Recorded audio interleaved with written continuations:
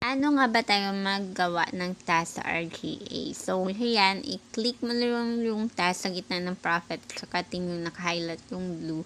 Tapos, makikita mo yung iba-ibang klase ng apps. At yung apps na yan, depende kung ilang apps yung i-download mo, kung anong job level mo. Ako, intern pa lang. So, 5 applications yung kailangan ko i-install. Kasi yun yung task ko.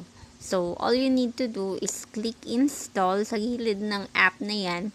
At don't worry kasi lahat ng mga application na dina-download nyo, hindi yan mada-download sa phone nyo at hindi siya magko-consume ng storage ng phone nyo kasi directly yan sa company mada-download sa cloud storage niya. So, ayan.